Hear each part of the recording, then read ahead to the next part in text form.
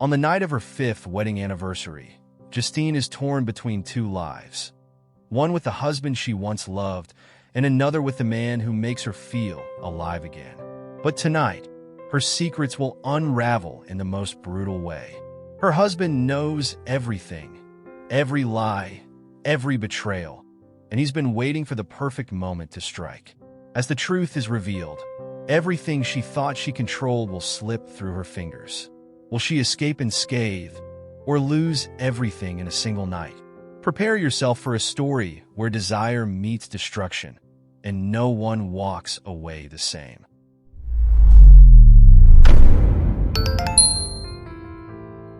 I shouldn't have been there, tangled in his arms, but something about Jake always made me lose control.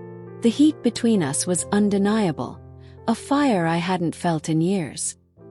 His hands, warm and insistent, moved over my skin, and for a moment I let myself melt into it, the world outside his apartment fading. But the buzz of my phone shattered the moment. My heart raced as I glanced at the screen. Tom.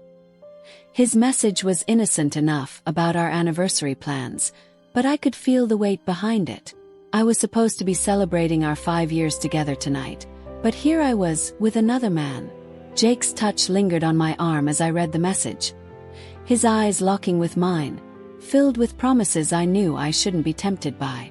Yet it was more than temptation. Being with him gave me a thrill I hadn't experienced in so long. It wasn't just physical, it was the way he looked at me, the way he made me feel desired. Tom used to look at me that way once. Now, all I got was his distracted gaze, always buried in work or his phone, never on me. It was like we'd been living in the same house but in completely different worlds. I remember when things were different between Tom and me. In the beginning, he couldn't keep his hands off me. I used to feel so alive in his presence. But that had faded, when I couldn't even remember. The routine had swallowed us whole, each day blending into the next until I couldn't tell what we were anymore. Jake filled that gap, bringing back a spark I thought was long gone. But I couldn't escape the truth. This was wrong. Every stolen moment with Jake, every glance, every touch, it all came with a crushing weight of guilt. I felt like I was balancing between two lives, neither of which felt completely real. With Jake, I found excitement, passion, something that had been missing for so long. But with Tom, there was history, a life we had built together, even if it now seemed like it was crumbling. I didn't know how things had gotten so far out of control, how I had ended up sneaking out of Jake's apartment, rushing to prepare for a dinner meant to celebrate a marriage that no longer felt like mine. But I had to play the part. I had to pretend. Tonight was our anniversary after all, and Tom had gone through the effort of planning something special. The least I could do was show up and act like I wasn't hiding a life he knew nothing about. But something in the pit of my stomach told me it wouldn't be that simple. As I left Jake's apartment, the guilt started to tighten its grip. The cool night air did little to calm my nerves as I made my way home to prepare for dinner with Tom. I kept telling myself I could keep the two lives separate, that what happened with Jake stayed with Jake, and with Tom I could pretend everything was normal. But it was becoming harder to maintain that illusion. The whole way home, I could still feel Jake's touch lingering on my skin, and it stirred something deep inside me. His scent clung to me, intoxicating, reminding me of the moments we'd shared just minutes ago. It felt thrilling, even dangerous, knowing I was walking straight into Tom's arms after being with another man. And yet, under that thrill was a gnawing sense of unease. Standing in front of the mirror, I caught a glimpse of myself as I slipped into the dress Tom loved. The woman staring back at me looked like she had everything under control, polished, poised, ready for a romantic evening with her husband. But I knew better. Behind the carefully applied makeup and the well-chosen dress, I was a mess of contradictions. On one side there was Jake, the man who made me feel alive again, even if it was wrong. On the other side, Tom, the man I had once loved so deeply but who now felt like a stranger. I tried to focus on the task at hand, getting ready for the evening, but I couldn't shake the feeling that something was shifting. It was as if tonight, the balance I had so carefully maintained between my two worlds was about to tip. I thought back to the way Tom had sounded in his messages. Calm, almost too calm. He wanted to surprise me, to rekindle something between us. But could we really go back? Could I? Deep down, I knew things were spiraling out of control. I had managed to keep my secrets from Tom for so long. But how much longer could that last? The guilt I had buried for months was creeping closer to the surface, threatening to crack the facade I had worked so hard to maintain. Tonight, I feared, might be the night it all fell apart. With one last look at myself in the mirror, I grabbed my purse and headed out. My heart was pounding as I stepped into the car, knowing that in just a short while, I'd be sitting across from the man whose life I had shattered without him even knowing. The restaurant was one of those places that oozed elegance, dim lighting, soft music, and an atmosphere that demanded intimacy. Tom had chosen it for a reason. I could tell he was trying to make a statement, to remind me of what we once had. When I walked in, he was already seated, a calm smile playing on his lips. For a moment, it was easy to pretend everything was fine, like we were just another couple celebrating another anniversary. But as I approached the table, that creeping sense of dread returned. Tom stood and kissed my cheek, his touch gentle but distant. He pulled out my chair, ever the gentleman, but there was something unsettling about how composed he seemed. As I sat, I forced a smile, slipping into the role I had perfected. Loving wife, doting partner. Yet beneath the surface, every fiber of my being was on edge, waiting for something to break. The evening started quietly enough. We exchanged small talk, work, the day-to-day details of life. Nothing that touched the core of what was really happening between us. But every word felt hollow. I couldn't shake the feeling that Tom was studying me, watching every move, every flicker of emotion that crossed my face. His eyes lingered on me in a way that made my skin prickle, and I wondered if he knew. Had he already pieced everything together, or was it just my guilt making me paranoid? As the waiter brought our wine, I caught Tom's gaze, and for the briefest moment, something flickered in his eyes. Something dark, calculating. My heart raced. I sipped my wine, trying to steady my nerves, but the silence that followed was deafening. It was then I realized, this wasn't just another dinner. He wasn't here to rekindle anything. The tension between us grew thicker with every passing minute, the weight of unspoken words pressing down on me. I could feel my chest tightening, my breath becoming shallow. He knew. I was sure of it now. Tom wasn't the type to play games, but something about the way he looked at me tonight was different. He was waiting for the perfect moment, and I felt like prey in front of a predator. Just when I thought I couldn't stand the silence any longer, Tom's voice cut through the air, low and steady. "You look beautiful tonight, Justine," he said. His tone almost affectionate, but there was a sharp edge to his words, one that sent a shiver down my spine. I thanked him, my voice barely above a whisper, trying to mask the growing fear that this was it, the moment everything would come crashing down. His calm demeanor only made the storm I felt brewing inside me worse. I tried to focus on my food, on the music, on anything that could distract me from the gnawing certainty that tonight wouldn't end with just a simple celebration. Something far darker was waiting for me. The conversation faded into background noise as Tom reached for his briefcase, the action so deliberate, it felt like a slow-motion scene from a nightmare.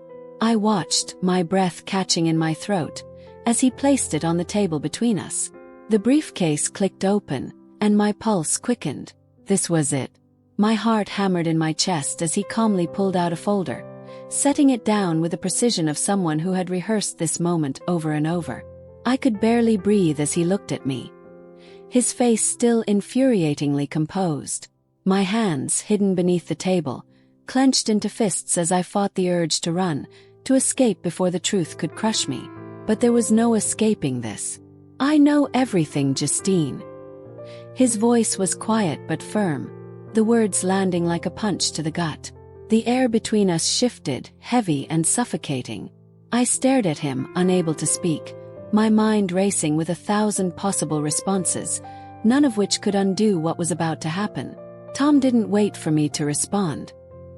He slid the folder across the table, his gaze never leaving mine.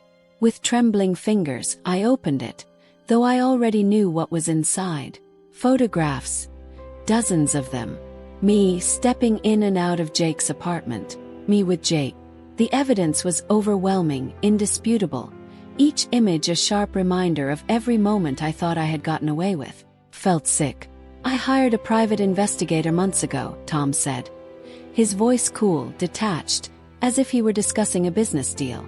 I've known for a long time. I looked up at him, my eyes wide, trying to comprehend how he had kept this secret for so long. How he had acted like everything was fine while gathering evidence, watching me lie to him every day. The calmness in his expression was terrifying, more than if he had yelled or slammed his fist on the table. This wasn't anger. This was something far worse. Calculated and cold. Tom, the words caught in my throat. I didn't even know what to say. I couldn't defend myself. It was all right there in front of me. I had betrayed him, and now there was no way to hide it. He didn't let me finish. Reaching back into the briefcase, he pulled out another sheet of paper. This one even more damning. It was a DNA test. The room seemed to spin as I realized what it meant. My stomach twisted painfully. "Jacob isn't mine," he said softly. His voice filled with an eerie calm that made my blood run cold. I froze, the world around me narrowing to that single sheet of paper. The truth I had been hiding for so long, the truth I never thought he would uncover, was now staring back at me, undeniable.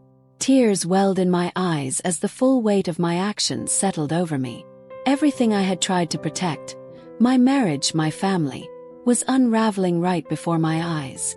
"I trusted you," he said, and for the first time I heard a crack in his voice, something human beneath the cold exterior. "And you lied. For years." His words cut deeper than I expected.